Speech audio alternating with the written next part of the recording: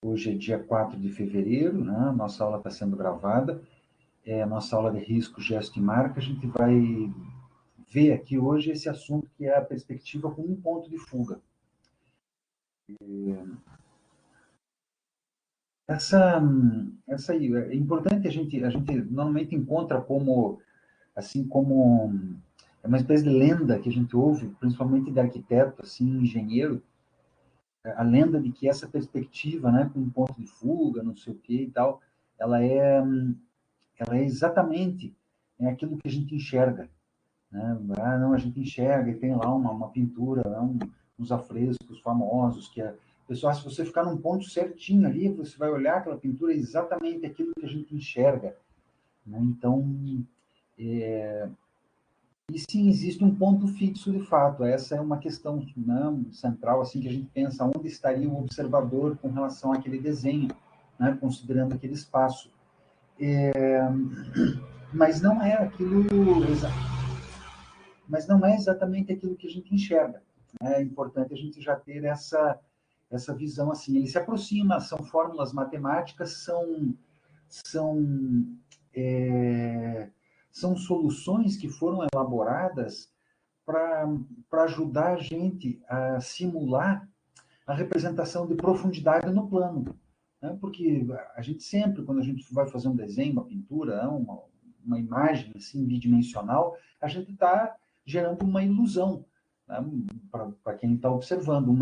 Quer dizer, sempre não, mas quando a gente coloca profundidade nisso, a gente está colocando uma ilusão para a pessoa, né, que está observando, porque, na verdade, não existe uma profundidade, né, uma superfície plana. E o que a perspectiva faz, essa perspectiva que a gente vai ver aqui, que foi sistematizada no Renascimento, ela, ela, ela ajuda a gente a sistematizar as figuras num determinado espaço, né? A sistematizar os elementos num determinado espaço, seja na construção de uma figura, seja na construção do próprio espaço. Ela ajuda, de fato, é bem próximo, né? São ferramentas que nos ajudam a fazer com que o desenho fique mais próximo com aquilo que a gente vê, sem dúvida, mas não é a única forma da gente fazer isso, a gente não precisa recorrer sempre à perspectiva e ela nem sempre vai ser útil para todo tipo de desenho que a gente queira fazer. Então é importante entender isso, que é só mais uma ferramenta que a gente utiliza nesse processo. E eu vou colocar aqui, a gente vai ver construção de objetos eventualmente, né, mais para frente, mas é fundamentalmente essa questão da representação do espaço, né, em si, que ela nos ajuda, né? Claro que a gente vai ter lá o pessoal do design, da engenharia e tal, que modelam, fazem lá os objetos em 3D, que a gente pode rotacionar, etc, etc. Assim como, né, os softwares de modelamento fazem as figurinhas lá para fazerem o, as animações, etc., né, que a gente assiste. Né, a perspectiva é essa forma de construir esse espaço e a gente enxergar isso, né, esse espaço, essa figura ou esse espaço. É interessante, é importante a gente pensar aqui, colocar que essa perspectiva, ela, essa concepção de uma perspectiva com um ponto de fuga, ela tem muito a ver com o próprio, e essa é uma questão das imagens de um modo geral, né, da produção das imagens, ela tem muito a ver com a filosofia da época, com o que se pensava naquele momento, dentro de uma determinada sociedade, e aí a gente vai pegar dentro desse grupo de pintores aí, pintores e pessoas que produziam imagens, né, naquele final da Idade Média, é, e esse começo do Renascimento. Então a gente tem essa ideia de que quando a perspectiva muda, que ela passa para, né, um ponto e as linhas convergem para aquele ponto, ela passa a ser o reconhecimento de um observador, né? Aqui é um local, a gente percebe, a gente reconhece, a gente diz que existe alguém que está observando, que é o que a gente vai marcar lá matematicamente, que é o ponto onde está o observador, a altura do observador, a distância do ponto de fuga está relacionado com o quão longe esse observador está do objeto, né? Então isso está relacionado com esse pensamento e que entra naquele momento lá do começo do Renascimento, final da Idade Média e começo do Renascimento, com uma certa concepção hierárquica, né, do ser humano. É um pouco essa, quando surge o humanismo, né, no norte, com Erasmo de Roterdã, o filósofo, e aí a gente vai ter essa perspectiva central como manifestação desse individualismo que surge.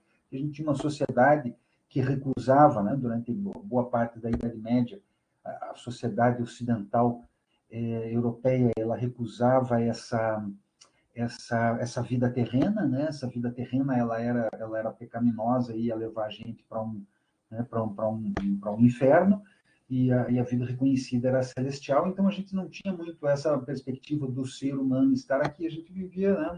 As pessoas viviam como pecadores. Era um pouco essa ideia, assim, e é mais ali, mais para o final da Idade Média que começa a surgir essa possibilidade. Não, algumas pessoas podem se salvar, né, se elas tiverem uma vida boa. Então, essa presença, né, esse reconhecimento da legitimidade de estar aqui que está relacionado com essa localização de um ponto, de um observador, de alguém que observa essa cena. E tem um cara, deixa eu ver aqui, eu vou só falar rapidamente, eu acho que a gente não vai falar muito mais nisso. Teve um cara chamado Alberti, Jean-Baptiste Alberti, que era um arquiteto e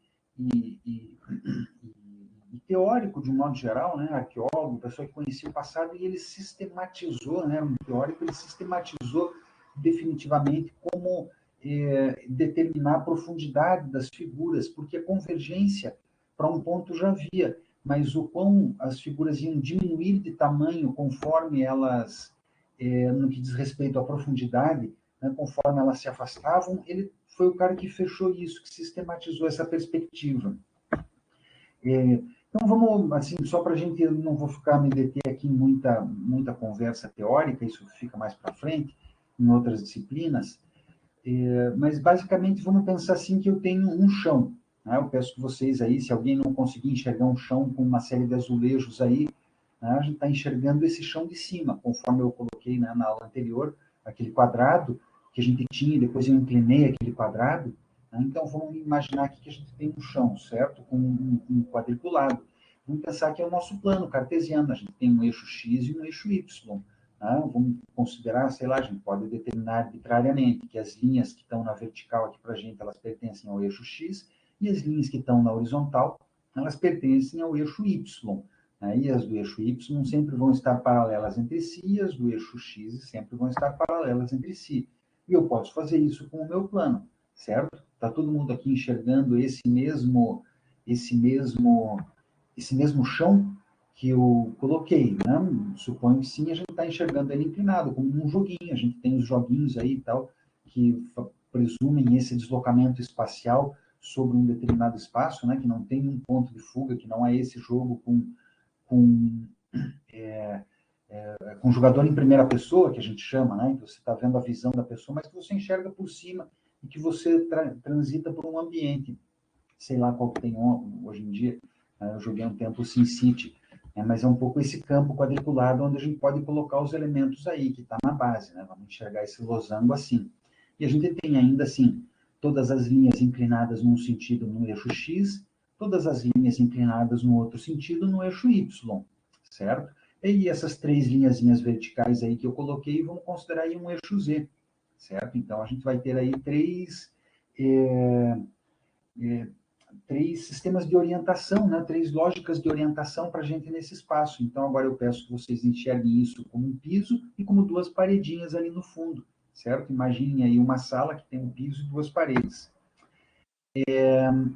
O que a gente vai fazer agora é pensar uma outra forma de perspectiva, que eu quero que agora vocês observem isso daí e enxerguem dessa mesma maneira aí embaixo um chão, né? Como se vocês estivessem numa sala vazia, se vocês estivessem enxergando, né, encostados com as costas numa das paredes e olhando, né, de frente para uma outra parede, vocês então estão enxergando aí, né, nessa base, né, eu esqueci o nome esse trapézio aqui, acho que é um trapézio o nome dessa forma geométrica, né, esse trapézio que a gente tem aqui embaixo, né, no plano, imaginem que ele é um chão, né, a gente vai enxergar então esse chão, e aqui lá no fundo, essas duas linhas que a gente tem aqui atrás, é a parede lá do fundo, certo? A parede que está de frente para a gente. O que eu fiz aqui? Eu coloquei mais uma linha horizontal e uma outra linhazinha que corta essa outra aqui. Essa linha horizontal, é precisamente a altura do olho de onde a gente está enxergando isso, né? Vamos pensar aqui que eu estou de pé e eu estou enxergando isso, essa é a altura do observador. Então, a gente vai colocar isso aqui como a linha do horizonte, que é a linha de altura, né, onde o observador está enxergando. E essa outra linha vertical que eu interrompi é em que posição que essa pessoa está na sala. Essa aqui, no caso, ele está bem no centro, mas ele pode estar mais para a direita, como ele pode estar mais para a esquerda, certo? Todo mundo está enxergando isso até agora? Conseguiram enxergar esse passo, esse salto, desse plano aqui que a gente tem eixo X, eixo Y e eixo Z, para esse plano aqui com eixo X, eixo Y e eixo Z? Se alguém não conseguiu, me avise. Sim. Sim, né? Então vamos considerar, por exemplo, a gente tem aqui eixo X, esses que vão, as linhas que vão convergir aqui para o ponto de fuga, para esse nosso ponto de fuga aqui, que é a altura onde está a altura, não, o olho do nosso observador. Já é o primeiro ponto que eu digo, pelo qual a perspectiva com um ponto de fuga, ela não é exatamente aquilo que a gente enxerga. Ela seria aquilo que a gente enxergasse se nós fôssemos cíclopes e tivéssemos só um olho. Né? Nós temos dois olhos e a gente enxerga um espaço curvo, né? Um espaço que se curva sobre a gente. E a perspectiva ela se apoia sobre essa ideia de uma superfície plana sobre a qual um elemento se projeta. Ok, né?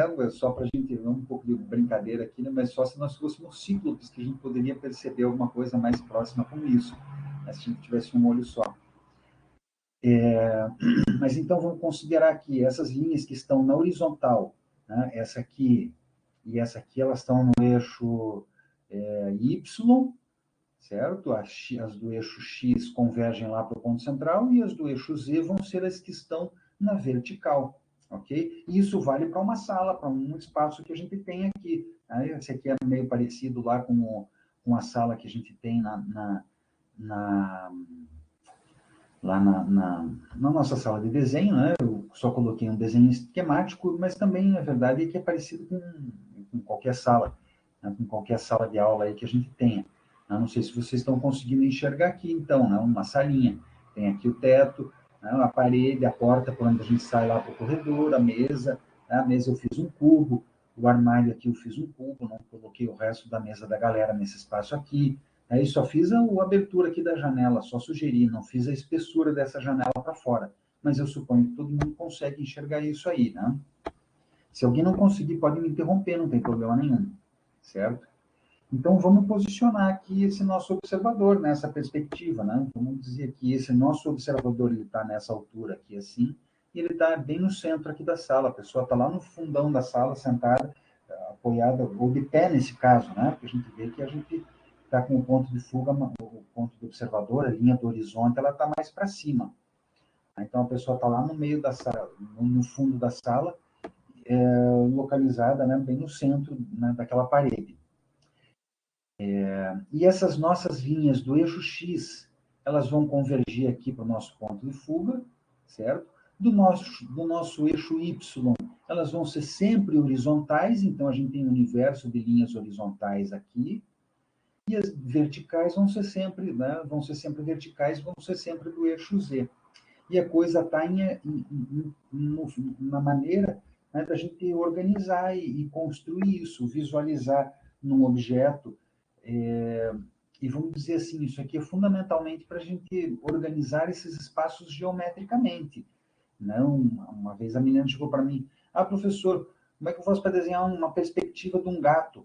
Um gato não é para desenhar em perspectiva, um gato ele não é geométrico. A gente pode até fazer uso, eventualmente, de recursos, de perspectiva, mas não medindo assim, né? Isso aí é para a gente desenhar espaços geométricos, né, esse sistema que a gente tem de eixos, né, como vocês observaram, vamos voltar lá para esse nosso aqui, é geométrico, é um monte de cubinho, é o como que está. Então, é sempre a gente enxergar, quando a gente vai desenhar, vai localizar, vai situar um objeto nesse local, a gente vê a qual eixo essa linha pertence, se ela é do eixo X, se ela é do eixo Y ou se ela é do eixo Z, e como que eu vou localizar essa linha nesse espaço. Então, é um desenho simples, a gente vai seguir só um pouco essa lógica aqui, né, para vocês verem. Como que a gente começa? Vamos pegar aí que vocês tenham o papel de vocês, né, tem o espaço branco aí de vocês e tal, né, a gente vai traçar aqui uma altura, vai determinar, vamos dizer assim, no primeiro, né, esse retângulo que tem aqui dentro, né, o que a gente vai ser o local onde a gente vai trabalhar. A gente pode usar a folha toda, poderia ter feito isso aqui já nos limites da folha, poderia, mas eu preferi colocar aqui, né, para a gente dizer que o nosso desenho vai estar aqui. Vamos supor que era um desenho de arquitetura, que eu vou colocar legenda aqui do lado, qualquer coisa assim. Tá? Então, eu venho e determino aqui a altura total do meu desenho e determino a altura do meu observador. Existe uma matemática para a gente colocar isso. A gente não vai fazer essa matemática, ela ia implicar uma série de desenvolvimento aqui, de vocês teriam um desenho de um plano, etc., botar essa prancha em cima. Então, a gente não vai ver isso com precisão matemática, mas a gente vai ver isso um pouco de acordo com a nossa percepção mesmo. Né? Então, vamos supor, eu estou colocando aqui, esse é o nosso espaço, eu quero que o meu observador esteja um pouco para cima, que eu esteja enxergando, né, um pouco para cima aqui, um pouco para cima da metade. Então, esse vai ser o meu horizonte.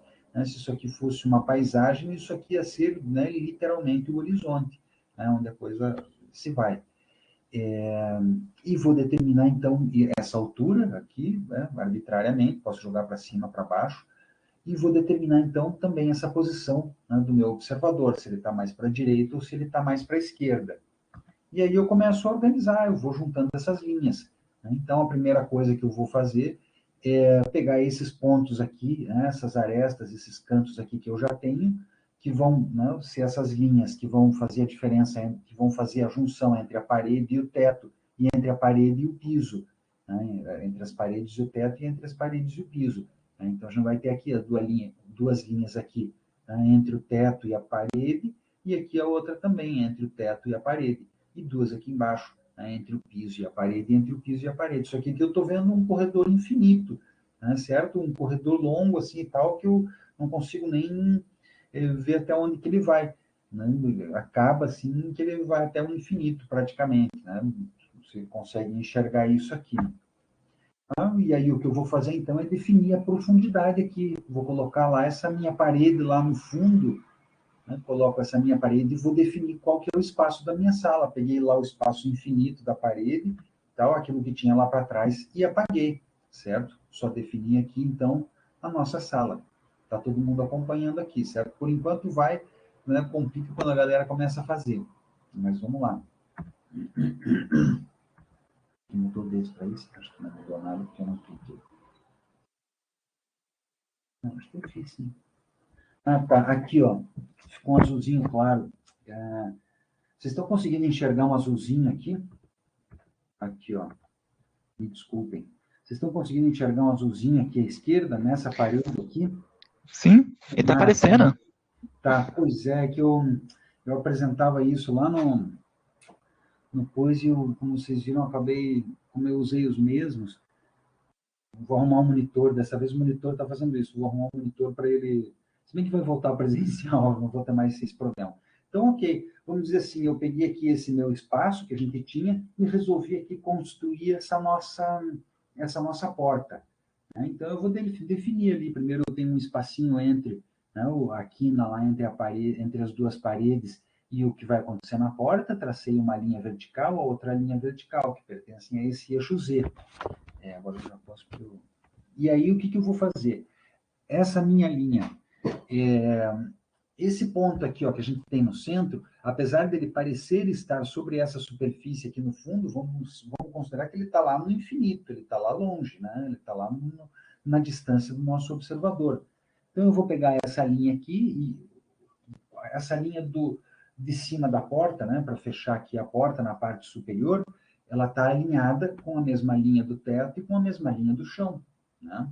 Então, ela está no eixo X. Então, consequentemente, ela vai, então, convergir lá para aquele ponto. E a gente vai definir ali, então, a altura da nossa porta.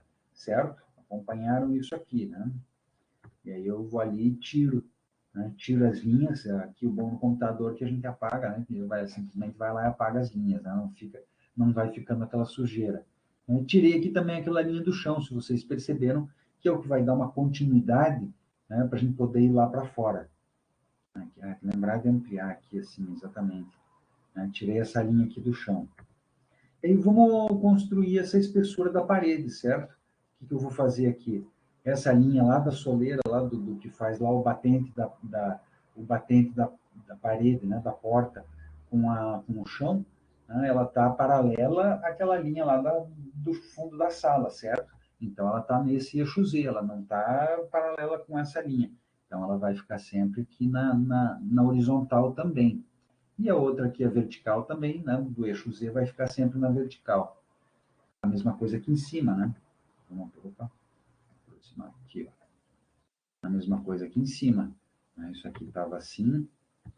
Eu venho, faço essa linha lá de cima, e aí sobrou, né? Tem um espacinho, eu enxergo um pedacinho. Eu estou sentado aqui na minha cadeira, eu olho ali para a porta, eu consigo enxergar um pouco aquele topo, né, dessa parte aqui de cima, onde a porta se encaixa, né, da abertura da porta.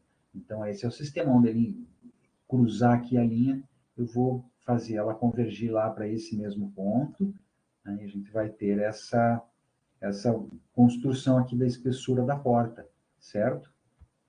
Enquanto todo mundo consegue acompanhar, né, depois a gente vai ver. Coloco aqui as 3 janelas, a gente tem lá umas janelas, né, vim aqui e defini arbitrariamente também, eu fiz meio a olho, coloquei essa lá de trás um pouquinho menor, essa daqui um pouquinho maior, porque de fato essas que estão mais próximas, essa profundidade, a gente percebe ela um pouco maior.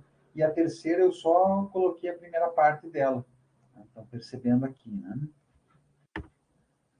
E mais uma vez, então, a linha, né, definir aquele ponto, e agora essa linha ali do que a gente tem lá da parte de cima da janela e do peitoral da janela, elas pertencem a esse eixo X. Então, eu venho lá sempre no meu ponto de fuga e vou, então, né, traçar aqui a altura da janela. Tem aqui as 3 janelas lá da nossa sala, né, que eu coloquei aqui, certo? Apaguei lá as linhas auxiliares. Vamos localizar agora um objeto dentro aqui dessa sala, né? Cadê? Aqui, ó. Aqui que eu coloquei as linhas, então, do armário. Eu estou posicionando um armário aqui, tá certo? Tem um armário ali. Né? Então, primeiro desenhei a linha do quão o armário, eu sei que ele está encostado na parede direita, desenhei a linha do quão o armário aqui está afastado lá da parede do fundo, e depois tem a espessura aqui do armário em si. Né? Fiz 2 linhas auxiliares. E aí fui ali e defini, ele tem essa profundidade aqui, o meu armário. A porta do armário está alinhada com essa linha ali do fundo, então ela converge para o ponto de fuga. E aí eu já vou ter aqui 4 pontos. 1, 2, 3, 4, que vão definir as linhas verticais do armário, certo? Coloquei aqui as linhas verticais auxiliares que vão até lá em cima, né, desse nosso objeto aqui. E aí vou definir a altura deles, né, digo lá qual a altura que eles têm e construo. Né, defino aqui essa altura, faço essa linha horizontal que eu já tenho. Desses 2 pontos que eu tenho, eu vou lá, então, convergir. Ela existe, que ela está ali. Então, está aqui o nosso armário. Tem as coisas ali atrás, etc. Então, está aqui o nosso armário. Tem as coisas ali atrás, etc. Eu já aproveitei e apaguei o que tinha ali atrás do armário. E a gente vai aqui, então, colocar a mesa. Vamos supor que a mesa está tudo bastante simplificado, mas a gente sabe que a mesa está afastada, né, um pouco assim lá da parede do fundo. Então, eu venho, faço essa linha aqui do chão da mesa, outra linha aqui, tenho duas horizontais aqui, né? São essas medidas maiores da mesa. Opa. Defini aqui a largura da mesa, certo? Ela tem aqui uma largura aqui, marquei um ponto, outro ponto, e convergi lá as laterais da minha mesa, onde a minha mesa lateralmente está encostando com o chão, certo? Estou considerando que a mesa não é bem um cubo, é um prisma, né, assim, deitado. Então, tem aqui vai ter um pé, aqui é o outro pé, aqui é o outro pé, e aqui é o outro pé dessa mesa, né? Os 4 pés, se eles forem nos 4 cantos, certo? E aí, a partir disso, então, vou aqui e defino os 4 cantos aqui da nossa mesa, com linhas verticais, defino a altura, criei aqui essas linhas verticais, coloquei a altura da mesa, encontrei aqui 2 pontos, né, onde ela intersecciona aqui, onde ela intersecciona aqui, e aí desenho o tampo da minha mesa. Então, ela converge lá para esse ponto, converge lá para esse ponto, interseccionou né? Cruzou aqui com o vertical num outro ponto, vou ali, fechei e tenho o tampo da minha mesa, certo? Esse é o princípio básico da perspectiva com um ponto de fuga, né, para um ponto central, nesse caso aqui, mas ela pode, aqui limpando. Ficou ok, pessoal? Vocês conseguiram entender, pelo menos razoavelmente? Depois também esse arquivo está disponível, vocês podem meio que seguir um passo a passo, né, para quem tiver um pouco mais de dificuldade nessa construção aqui, né, do ponto de fuga, e de compreender essa lógica de eixos, né, que a gente tem eixo X, eixo Y e eixo Z, e entender nessa nossa organização geométrica, que são os espaços onde a gente vive, dentro das nossas casas, nas ruas, né, todo esse procedimento assim. Né, são espaços geométricos, as ruas são linhas paralelas, as quadras são paralelas, então a gente vive nesse sistema meio geométrico, então é tentar entender isso, né, e organizar essa lógica aí. Quem não entendeu também me chama, a gente conversa depois, né, a gente resolve isso. Então, vamos pensar que a gente pode ter essa perspectiva assim, com um ponto de fuga, né, com o observador em pé. Né, vamos colocar aqui esse nosso espaço, mas esse espaço pode ser diferente também. Eu posso pegar uma pessoa que não conseguiu ficar lá na parte do centro e que ficou mais para a esquerda da sala, né, então a gente tem essa, é só localizar esse ponto de fuga mais para um canto. Né, não sei se fica claro isso aqui. A gente tem ela central, mas também pode fazer ela mais para um canto. A lógica é a mesma. A gente sempre vai ficar de olho onde as linhas interseccionam a outra, né, para a gente ter sempre uma referência para poder estabelecer ali o nosso elemento. Certo? A mesma coisa aqui para o outro lado. Se a gente quiser fazer a pessoa ficar lá para o outro lado, encostado mais perto da janela, ok, ele vai ver essa paredinha aqui da janela, né, praticamente não vai ver direito, né, o que tem aqui nas janelas, mas vai enxergar melhor aqui a parede da porta, etc. Tá claro assim, né? E a mesma coisa, o cara pode estar sentado lá no chão da sala. Né? Já fiquei cansado e tal, sentou, então o meu observador está mais aqui para baixo, eu também posso localizar esse meu observador mais para baixo também. Aqui, só para a gente ver uns exemplos, essa é uma pintura famosa, né, do Masaccio, que é uma perspectiva que foi feita, né, com esse ponto de fuga central, né, com todo um sistema de organização na profundidade. Então, a gente vê como ele tem toda uma lógica, primeiro, não só de profundidade de planos, mas como é construída toda essa perspectiva aqui nesses vazados aqui, né, nesses blocos aqui, da parte interior da cúpula, né, dessa abóbada aqui, na verdade, né, de uma cúpula, uma abóbada. E essa, por ser uma pintura assim tão famosa e tão emblemática, ela foi bastante estudada.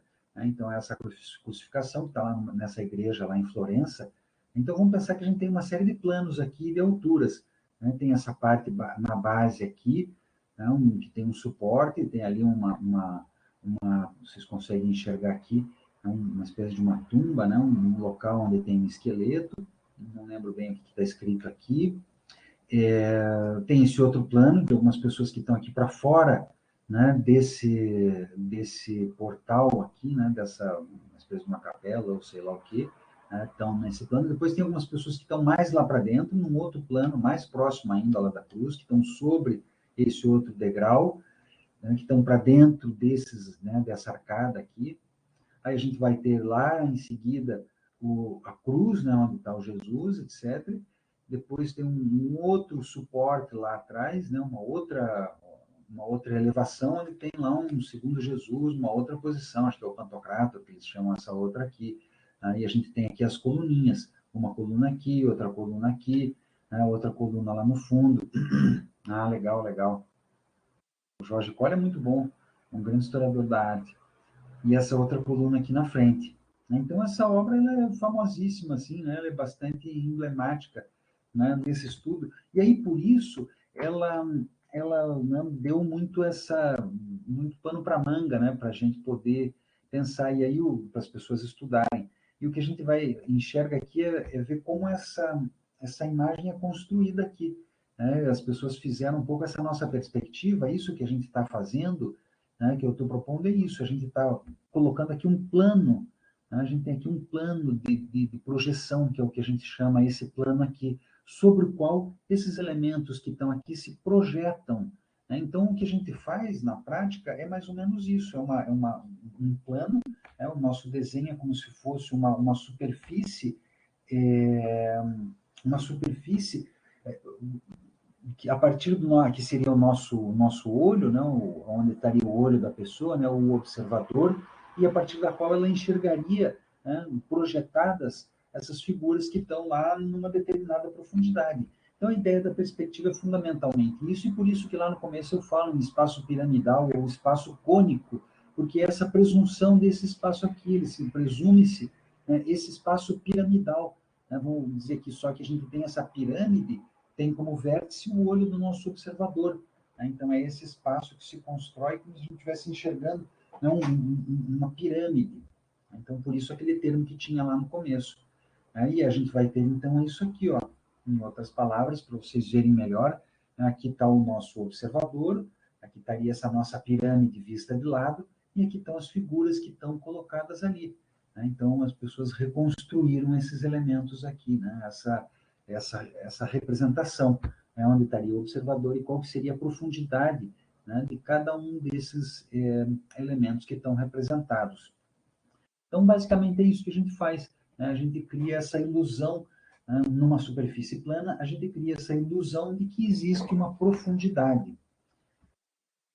Tá ficando claro isso? Assim, olhando as imagens, fica mais claro? Qualquer coisa, vocês, né, me interrompam aí, não tem problema. Essa aqui. Então, vamos pensar que os renascentistas, eles usavam também essas ferramentas, né, sistemas para poder desenhar. Então, tá lá, a modelo estava lá deitada e tal. Esse aqui, eu acho que é um desenho, se não me engano, é do Dürer, mas é uma obra sobre a teoria da pintura. E é isso que a gente tem, esse plano de projeção. Né? Vejam que esse plano de projeção, né, vamos imaginar que era um tecidinho muito fino, ou era simplesmente uma tela, às vezes nem tinha tecido, né, mas aqui parece que tem, que a gente não enxerga do lado de lá. Né, mas é simplesmente uma telinha, né, com essas linhas quadriculadas, o artista lá tinha o papel dele com um quadriculado, no qual ele reproduzia aquilo que ele estava enxergando. E aí o que a gente vai ter aqui então? É precisamente esse ponto de fuga que o artista tem esse negocinho aqui na frente dele, né? O cara que vai representar a imagem, não uma espécie de guia, né, de mira, que ele deixava isso fixo ali na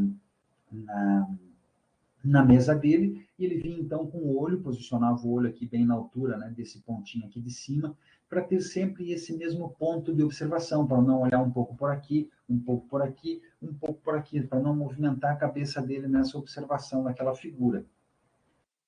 E que esse é um outro sistema ainda muito peculiar, que eu acho bem legal. Vejam que ele tem uma mesa. Então, o artista está aqui e tal, não, a mesa dele, o processo dele, e aqui está lá o burguês, que ele foi lá na casa do burguês que encomendou a pintura dele, etc., o burguês ou o nobre, ou sei lá quem, né?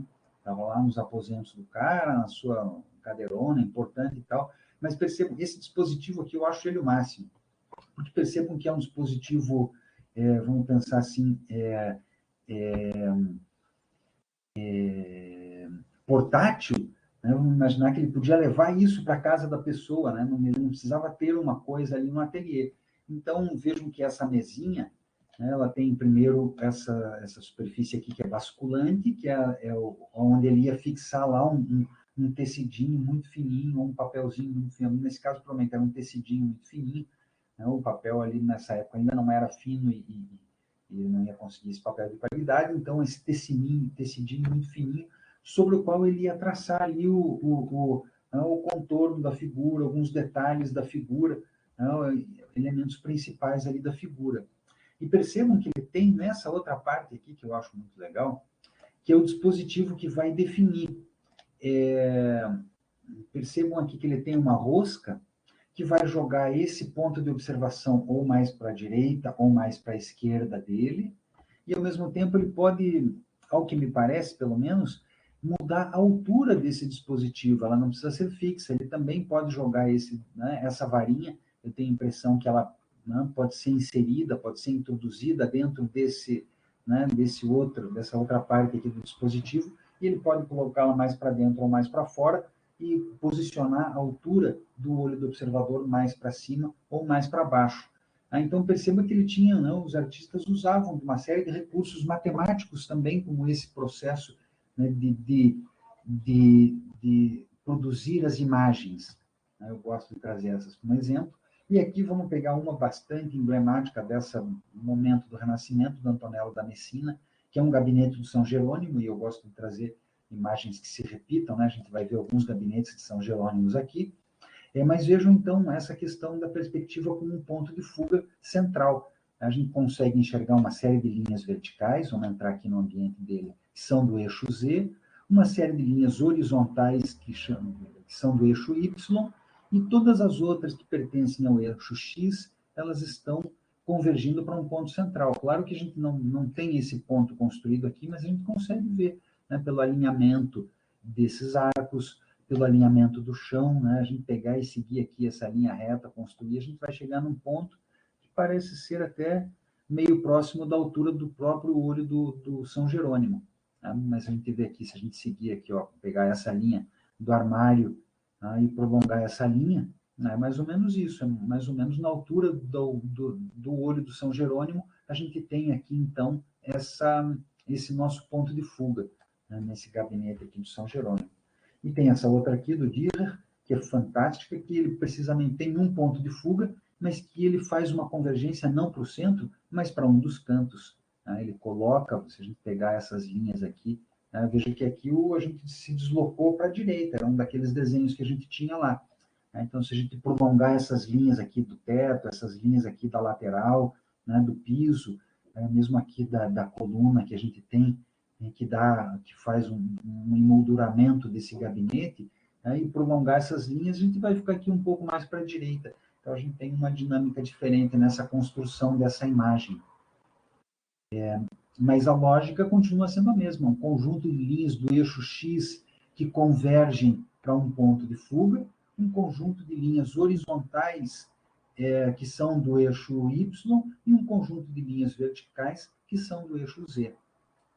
Tá bem? Aqui, essa outra aqui também, do Dirk Bolt, também a gente tem esse ponto de fuga aqui, vamos observar aqui, acho que ela tem um sistema, né? Vejam que esse é o ponto de fuga, a gente pode pegar, se a gente prolongar todas essas linhas aqui e tal, né, que são desse eixo X da imagem, vamos voltar aqui, todas que são desse eixo X, aqui no teto, aqui no piso, as linhas aqui da mesa, as bordas da mesa, o umbral aqui da janela, essa outra mesinha aqui que a gente tem lá no fundo com um retrato, ó, peculiar aqui, um retrato ali no fundo. Não é um retrato, são dois caras, né, aparecendo ali, sei lá, mano, muito macabro. Eu não tinha reparado esse detalhe dessa imagem aqui ainda. Mas ok, ela tem uma porta aqui que dá para um outro espaço e tal. Também tem um outro cara que, às vezes era o cara que encomendou a pintura e ele queria aparecer, aí ele não, os pintores davam um jeito de fazer o cara aparecer na pintura, né? Tem muito isso também.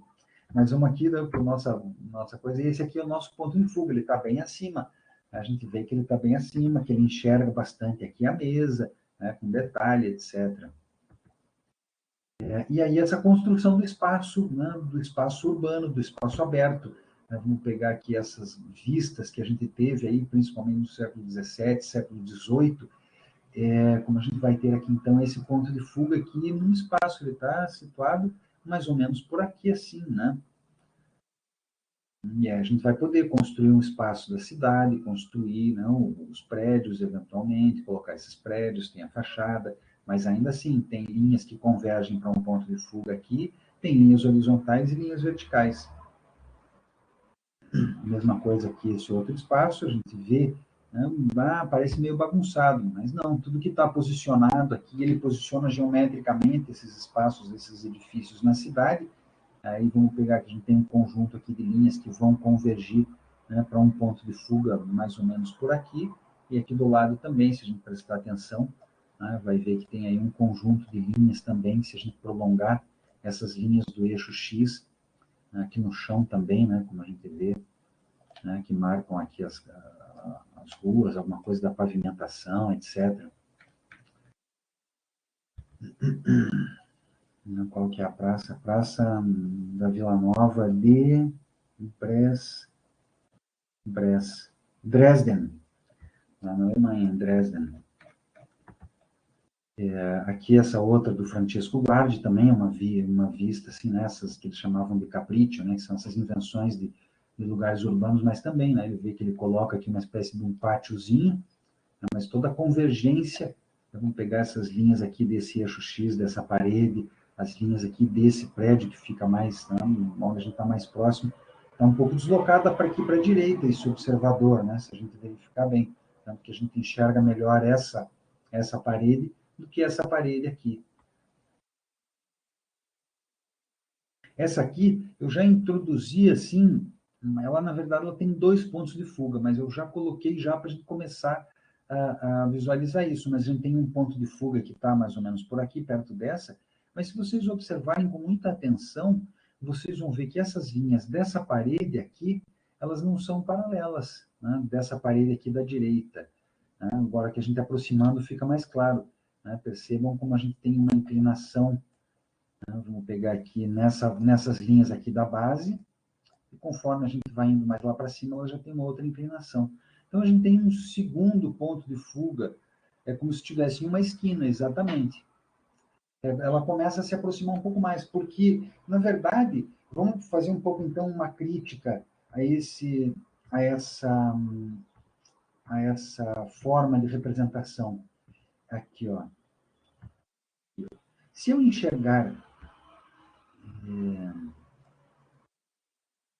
enxergar essa superfície aqui, não, vamos voltar para a minha aqui, né, que ela fica mais clara aqui.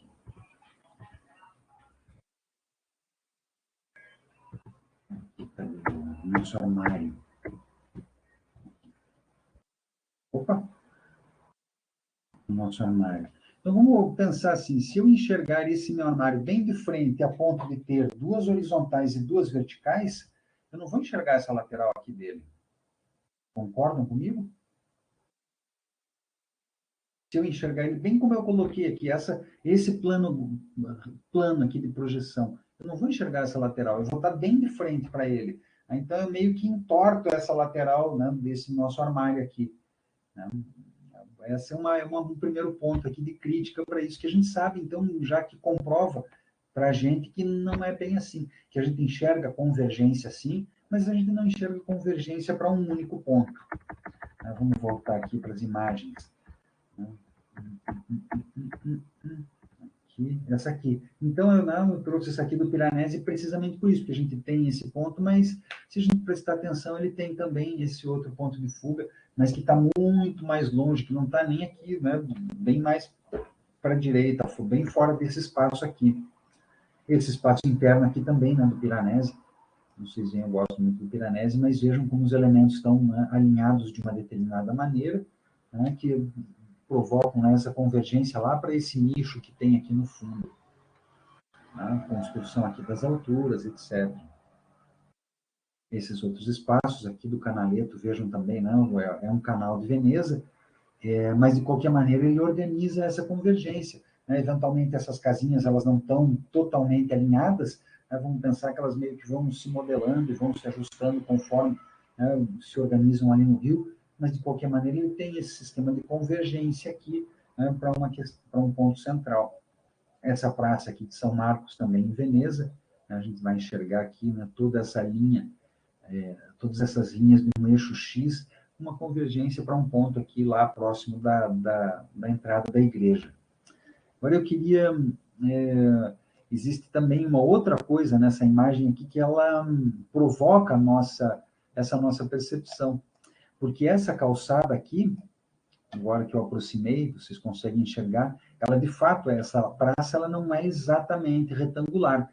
Essa praça aqui, essa fachada aqui, né, desse lado aqui da praça, ela é, né, um pouco mais próxima da calçada aqui e um pouco mais afastada lá. Né? Então, ela realmente, elas não são alinhadas, mas sim uma delas, né, olhando de cima, é um pouco inclinada. Então, ele organiza aqui um outro ponto de fuga, que vai sair um pouquinho aqui, que vai estar relacionado precisamente com a posição desse objeto.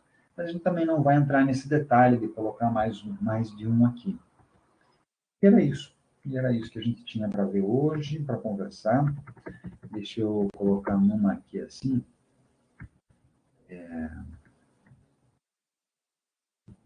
Para facilitar aqui nessas linhas aqui. E a proposta, então, né, como vocês podem ver bem, é desenhar um